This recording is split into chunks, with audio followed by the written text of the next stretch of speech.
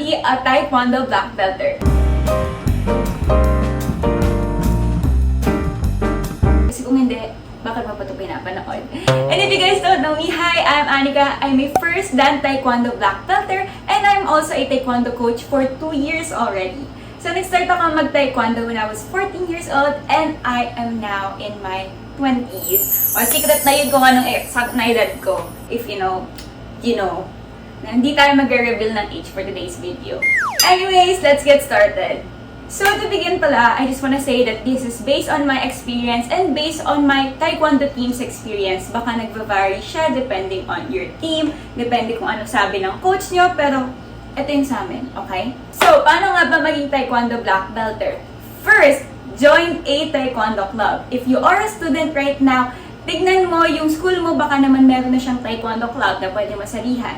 Whether you're in private or in public school, merong mga Taekwondo teams dyan. And if wala, you can actually search for Philippine Taekwondo Association na mga branches or mga affiliated teams nila online. Or also, you can check Milo Philippines kasi meron silang mga affiliated doon dahil meron silang mga summer clinic. Or kung meron naman sa paligid nyo, may mga nakikita kayong tarpaulins, pwedeng yun na yung i-contact nyo. Basta, make sure na hindi sila kolodum. What do I mean by kolodum? Dapat meron silang certificate na registered sila sa Philippine Taekwondo Association. Kasi kung hindi, wala ding point na mag-taekwondo ka. Yes, matututunan mo yung skill, pero hindi ka ma-promote. So, sayang.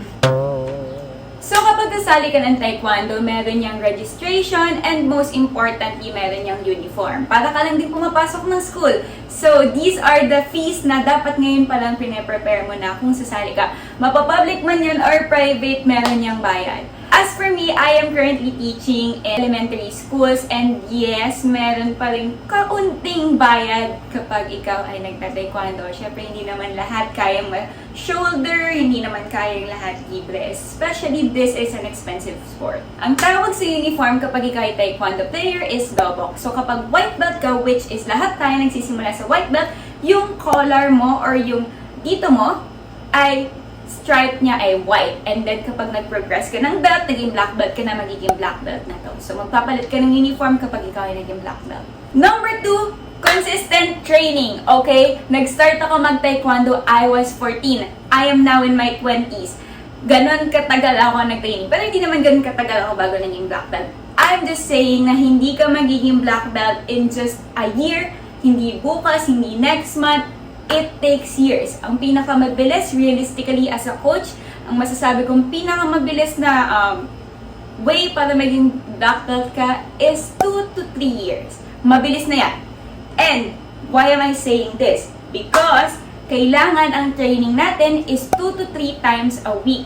Ngayon na nasa summer na tayo and I'm filming this on a summer, 3 times a week ang training ng students namin. And kapag naman regular school days, 2 times a week. And syempre, chinecheck din namin yung attendance sa mga student namin. Kapag ikaw ay white belt, ang tinuturo dito is yung mga introductions to taekwondo, mga basic commands like mga Korean terms, basic movement, yung mga sipa and suntok na basic, and kailangan mong mag-memorize ng form. Kapag ikaw ay white belt, hindi ka pa nagsasparring. Ano nga ba yung sparring? Sparring yung physical contact, yung nagsisipaan, nagsusuntukan, yung nasa court na nakikita natin na merong mga body armor, mga headgear. Wala pang ganon pag white belt because again, you are starting from the basic. Higher belts require more training and conditioning, which means pag tumataas yung belt mo, mas humihirap dapat yung training mo. And again, hindi mo yan magagawa kung hindi ka nagta-training. So, kailangan 2 to 3 times a week talaga. I know most of you have school. So, yeah, galingan nyo na rin sa pag-manage. Kasi ako din naman, no, high school ako, syempre nahirapan ako, may school, tapos magta-taekwondo ng weekend. Pero, here I am! Discipline and consistency are the keys to progressing your rank. Number 3, promotion exam. So, dito ka na, aangat ng rank. From white belt, magiging yellow belt ka na. Promotion tests are held every 3 to 6 months, and it varies depending on the club or your team or your coaches. Pero sa team ko, sa tinuturuan ko ngayon, ang promotion namin is every 3 months. But wait, hindi porket lumipas na ang 3 months ay i-promote ka na. Coach, nag-training naman ako ng 3 months, pwede na to. Hindi ganun yon. So, kailangan namin i-check kung kabisado mo na ba yung forms mo, kung nandyan na ba yung mga competencies na kailangan para magpa-promote ka.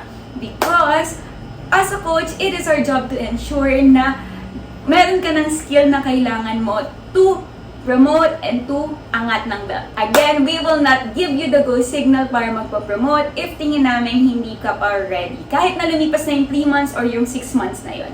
So, ano nga ba yung components ng promotion? Ito yung mga dapat mong paghandaan bago ka mag-promote to another belt. Number 1, for white belt to, interview. Sa interview, may question and answer kayo, kaya meron talagang theoretical part ang Taekwondo. May mga kailangan kang i-memorize, like, what is Taekwondo? What does Te mean? What does Kwon mean? What does Do mean? Ayan, mga basic terms lang yan na kailangan alam mo bilang Taekwondo player. 2, basic movements. Dahil ikaw nga ay white belt, dapat alam mo yung mga basic forms. Punches, low block, stances, ayan. There are a lot of things na hindi ko na ma-mention dito. I might create a separate video for that. Number 3, forms. Sa forms, ito ay combination ng kicking and punching. Wala kang kalaban dito ha, sarili mo lang yan. If meron ka lang kunwaring kalaban or imaginary na kalaban. And number 4, self-defense. So, ito yung mga 4 na kailangan mo para ma-promote ka to yellow belt. For higher belts naman, kapag ikaw ay yellow belt pataas, madadagdagan na yung competency mo. Yung nabanggit kong 4, applicable lang yun sa white belt. And then, for higher belts like yellow belt, meron na tayong sparring. Ito na yung sinasabi ko na kailangan mo na mapagsuntuan, makipagsapakan, ilag-ilag, and the like. Yon, magaganap yun kapag yellow belt ka na. Ito yung physical contact. And Taekwondo is a martial art and a combat sport. So, expect mo na masasaktan ka. Umuwi ako dati, may mga pasa-pasa ako, ganun. Kasi syempre, yung kalaban mo minsan, hindi tumatama sa yung sipa niya, tumatama sa paa mo, sa dito mo. So, ayan, masasaktan ka talaga sa Taekwondo. I'm not gonna sugarcoat that. It's gonna hurt. And it's not gonna hurt just because of yourself, dahil kailangan mo ma-exercise. It's gonna hurt because it is a combat sport. It is a physical sport. Next is kicking combination. Kapag ikaw ay higher belt na, meron mga kicks, different kicks sa Taekwondo na kailangan mong gawin either stationary, yung nasa in place lang kayo, or moving, gumagalaw na sumisipa. And lastly, ang kailangan kapag ikaw ay higher belt na, well, optional lang naman to, pero yung breaking. Alam niyo yung kahoy, tapos, yeah, yun ang tinatawag na breaking. Pero hindi lahat dumadaan doon. Okay? Hindi lahat ng nagpapapromote nagbe-breaking. Number 4, repeat steps 3 and 4. Yun lang, napakadali. Training, promote, hanggang sa umangat ka, maging black belt ka. Literally, yun lang yun.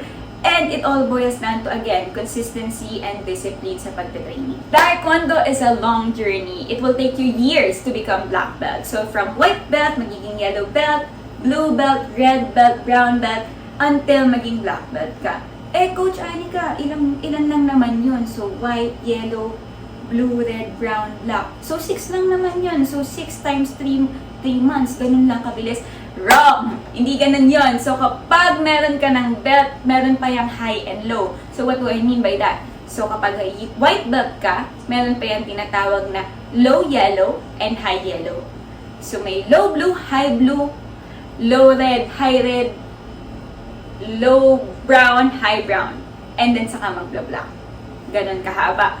So again, this is a long journey. I am not discouraging you. I'm actually encouraging everyone na mag-taekwondo because it is a self-defense. It is a martial art. So kapag natuto ka nito, honestly, until now, I still have the skills na natutunan ko years ago. So nandito na yan sa akin. Hindi na yan mawawala basta-basta. Number 5, meet the black belt requirements. So ito na nga, high brown ka na, magpapapromote ka na to black belt. So to qualify to become a black belt, or a first dan black belt, ito yung unang-unang black belt na level, you must be 1, high brown in rank. Again, yung mga binanggit kong rankings, kailangan high brown ka doon. And 2, dapat at least 15 years old ka, or kapag younger ka naman, ikaw ay magiging junior black belt. So ano nga ba pinagkaibahan nila? Kapag ikaw ay black belt, literal, black belt ang suot mo. Kapag ikaw naman ay junior black belt, ang suot mo is yung parang may red na stripe. Ayun, pero black belt ka pa rin. Pero may red lang na stripe because you are underage pa. Wala ka pa sa age na 15. And again, this is only applicable to the Philippines na. Baka you're watching this from a different place and baka iba yung mga rules and regulations niyo. And dapat ikaw ay makapasa sa standard ng PTA sa kanilang promotion. So ano nga ba yung mga lumalabas sa promotion kapag ikaw ay highbrow na? Very fresh pa yung mga memories ko nito kasi kaka-black belt ko lang. Like, years ago, so medyo naaalala ko pa siya. So, one PUMSE, or yung forms, kailangan mo i-memorize lahat ng forms from yellow belt hanggang brown belt. That's why it is important to have consistent training dahil nga kapag ikaw ay pa-black belt na, kailangan tanda mo pa yung forms mo years ago, nung yellow belt ka pala. Ganun siya sa extreme. 2. Sparring. Sparring, again, is the physical contact and possible na maraming rounds yung sparring nyo. I remember yung mga friends ko, 3 rounds ng sparring sila. So imagine, hingal na hingal ka na tapos magsa-sparring ka ulit. So ayun, kaya kailangan mo ng stamina dito. Kaya kailangan palagi nag-training. Next, wood breaking. Hindi lahat again nag-wood breaking, pero yung mga kilala ko dumaan din sila sa pag-wood breaking. Yung iba, kamay, yung iba naman sumisipa, and may sisirain silang body. Next, meron ding kicking combination na stationary, and may kicking combination na moving. Ito yung mga kicks na pinagsasama-sama natin. Kasi sa Taekwondo may iba-ibang kicks. Kapag ito yung belt mo, ito dapat yung mga nagagawa mong kicks. So kapag mas tumataas yun, mas humihirap yung mga kicks na kailangan mong magawa. And for the last step, you have to register your black belt with Kukkiwon. Ang Kukkiwon is yung World Taekwondo headquarters na nasa South Korea, and sila yung officially na nagsacertify ng mga black belts. Dapat black belt ka sa parehas na institution. Hindi ka pwedeng black belt lang sa PTA, hindi ka din pwedeng black belt lang sa Kukkiwon. Kailangan sa parehas. Kung PTA black belt ka na, kailangan mo lang magpa-register para maging Kukkiwon black belt. So, bakit ko nga ba binabanggit to? Kapag ikaw ay Kukkiwon Black Belt, International Black Belt ka na, which means wherever you go, ikaw ay Black Belt. Pero kapag ikaw ay PTA Black Belt lang, sa Pilipinas ka lang Black Belt. Upon passing, you'll be receiving your official Black Belt certificate and your ID. So, yan lang yung mga kailangan nyo. I am sure na excited na kayo ma-start ang inyong Taekwondo journey. If you have any questions, leave it down below. I might create another video for Taekwondo. So thank you so much for watching. Bye-bye!